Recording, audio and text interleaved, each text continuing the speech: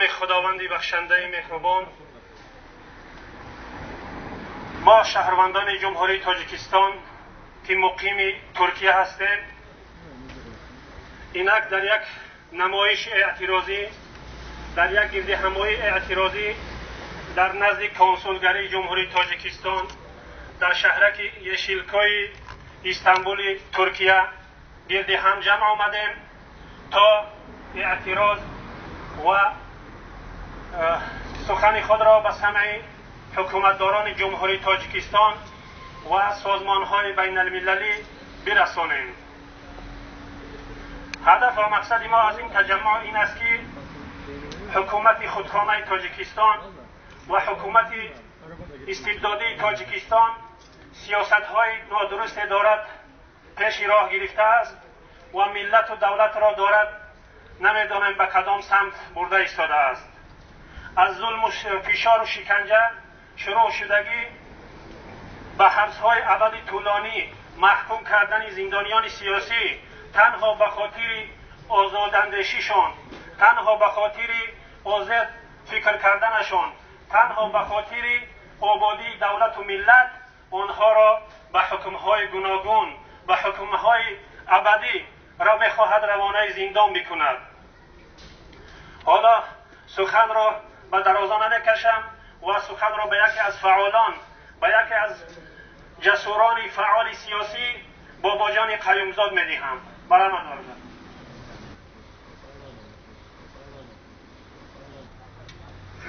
به نام خداوند بخشنده مهربان. هموطنان عزیز، ما یک گروه تاجیکانی که در استانبول هستیم امروز می‌خواهیم درد دل خود را برای شما بیان کنیم. ما دشمن ملت یا وطن خود نیستیم. ما برای این وطن آبادی، سربلندی و آرامی را خواسته بودیم و می‌خواهیم. اعتراض ما به این است که در این وطن باید همه برابر باشند.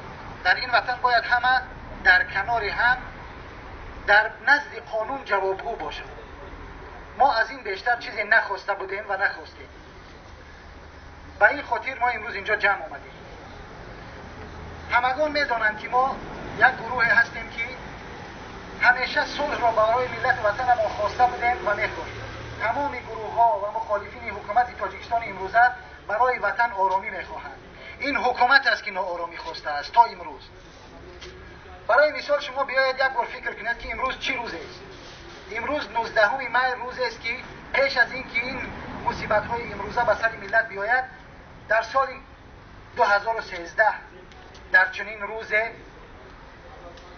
زید سعیدوف، یکی از فعالان جامعه شهروندی تاجیکستان، تنها با خاطر اینکه میخواست حزب سیاسی تشکیل کند بازداشت گردید.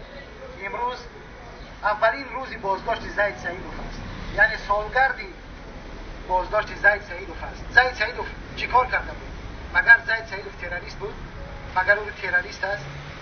بعد از اون شروع شد بازداشت های سیاسی حکومت و تا امروز هزاران نفر در بازداشت قرار دارند.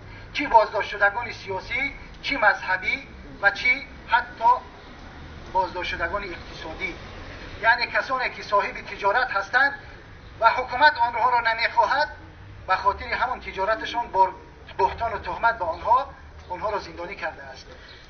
هموطنان عزیز، بیش از 200 نفر فقط از حزب نهضت اسلامی تاجیکستان در این چند ماه اخیر به زندان رفته است و این 5 نفری که اینجا میبینید شما، اینها برای اینها حکم حبس ابد درخواست کردند.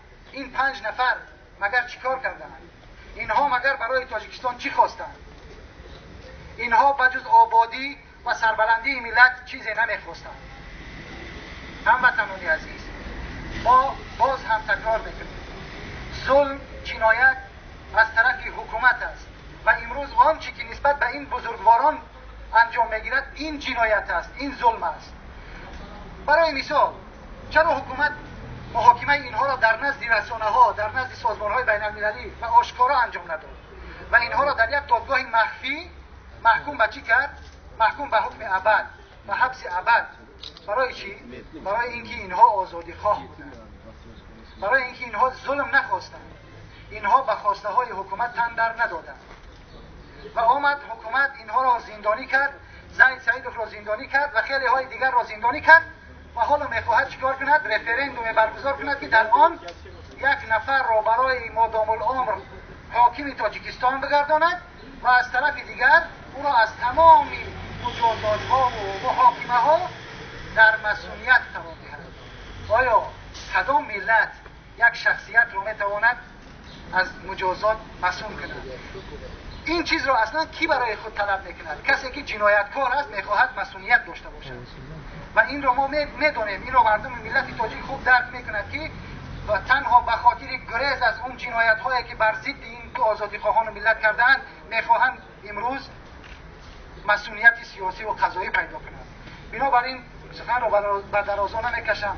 در اینجا فرزندان و خانواده های این بازداشت شدگان و اینهایی که محکوم به حبس ابد هستند در اینجا شرکت دارند و ما میخواهیم که اینجا صحبت آنها را بشنویم، در دیدار آنها را بشنویم و تنها چیزی که ما میخواهیم آزادی است، آزادی و محبوسان سیاسی و اون چیزی است که ما امروز خواستیم و باز میخواهیم و ما میخواهیم دموکراسی واقعی به وطن ما برگردد و ما از سازمان‌های بین المللی و کشورهای کفیل صلح طلب داریم که در این قضیه بیایند و با وظیفه خودشان درست عمل کنند.